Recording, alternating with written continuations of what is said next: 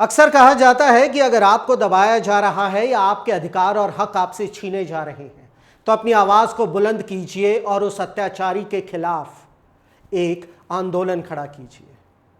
पर क्या हर आंदोलन अपने लक्ष्य को भेद पाता है? क्या हर आंदोलन को वो मिलता है जो सीजेपी के प्रोटेस्ट को जंतर मंतर पर मिला? अगर मैं आपसे कहूं कि एक ऐसी ही बहुत बड़ी लेकिन खामोश लड़ाई पिछले कई महीनों से मध्य प्रदेश के पन्ना और छतरपुर के जंगलों में लड़ी जा रही है, और वो है 44,000 करोड़ रुपए की केन बेतवा लिंक परियोजना के खिलाफ। और यह विरोध सिर्फ बयानों तक या सोशल मीडिया पर सीमित नहीं है। छतरपुर के बिजावर और पन्ना के डूब क्षेत्र में आने वाले गांव के आदिवासी और किसान महीनों से पानी में खड़े होकर जल सत्याग्रह कर रहे हैं।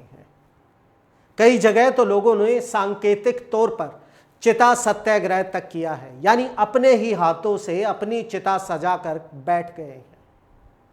उनका कहना है कि अगर हमारी जमीन छीनी तो हम यहीं समा जाएंगे।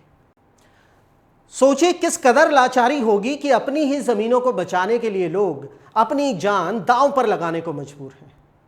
आखिर 221 किलोमीटर लंबी नहर और दोधन बांध के नाम पर इन लोगों से क्या छीना जा रहा है? इस पूरे मुद्दे की अगर हम बात करते हैं तो विरोध की पहली दर्दनाक वजह है आदिवासियों का विस्थापन और उनकी मिटती पहचान। इस प्रोजेक्ट की वजह से 21 से ज्यादा गांव पूरी तरह पानी में डूब जाएंगे। गोंड और कोल जनजाति के हजारों परिवार, जिनकी 3-4 पीढ़ियां इसी जंगल के साए में पली बड़ी हैं, रातों रात बेघर होने की कगार पर है। उनके लिए जंगल सिर्फ पेड़ पौधे नहीं, उनकी रोजी रोटी है, उनके देवस्थान है, उनकी पहचान है।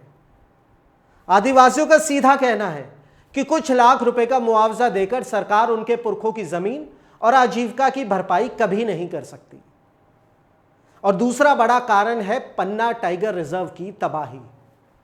जिस पन्ना में 2009 में एक भी बाघ नहीं बचा था और सालों की खून पसीने की मेहनत के बाद आज 80 से ज्यादा बाघ दहाड़ रहे हैं, उसी पन्ना का 4,000 हेक्टेयर से ज्यादा कोर जंगल इस बांध के पानी में डूब जाएगा। बाघों का कुदरती ठिकाना खत्म हो जाएगा और 20 लाख से ज्यादा हरे भरे पेड़ काट दिए जाएंगे। और तीसरा बड़ा कारण है पानी का गणित। वाटर एक्सपर्ट्स और हाइड्रोलॉजिस्ट्स का साफ कहना है कि जलवायु परिवर्तन की वजह से केन नदी में खुद उतना पानी बचा ही नहीं है जितना सरकारी कागजों में दिखाया जा रहा है। यानी जिस पानी के नाम पर इतना बड़ा तांडव हो रहा है वह असल में मौजूद ही नहीं है। आधिकारिक आंकड़ों को देखें तो सरकार का कहना है कि 44,605 करोड़ रुपए की इस परियोजना से बुंदेलखंड के करीब 10.62 लाख हेक्टेयर क्षेत्र में खेतों को पानी मिलेगा, जिससे फसलें लहलहाएंगी। दावा यह भी किया जा रहा है कि मध्य प्रदेश और उत्तर प्रदेश के करीब 62 लाख लोगों को पीने का साफ पानी उपलब्ध करवाया जाएगा।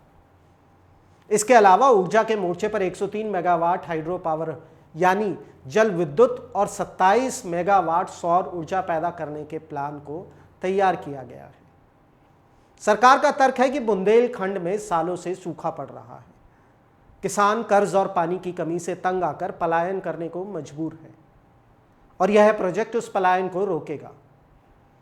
प्रशासन का यह दावा भी है कि पर्यावरण को जो नुकसान होगा उसकी भरपाई के लिए नए पेड़ लगाए जाएंगे और विस्थापित आदिवासियों को मुआवजा और पुनर्वास पैकेज दिया जाएगा। माना कि बुंदेलखंड को पानी की सख्त जरूरत है, लेकिन यहां सवाल नीयत और नीति का है। क्या बुंदेलखंड की प्यास बुझाने का इकलौता तरीका पन्ना के लहलहाते जंगलों को डुबोना ही है? क्या विकास की हर इमारत आदिवासियों की उजड़ी झोपड़ियों पर ही बनेगी? अगर कल को हमारे जंगल खत्म हो जाएंगे, नदियां सूख गई और बाघ लुप्त हो गए, तो हम आने वाली पीढ़ियों को क्या जवाब देंगे कि हमने पानी के लिए पूरी कुदरत की बलि चढ़ा दी थी? आपका इस मुद्दे पर क्या सोचना है? क्या कुदरत और आदिवासियों को उजाड़ कर लाया गया पानी सच में विकास कहलाएगा? अपनी बेबाक राय नीचे कमेंट सेक्शन में जरूर लिखें। दैनिक ट्रिब्यून के लिए मैं प्रवेश बामल, धन्यवाद।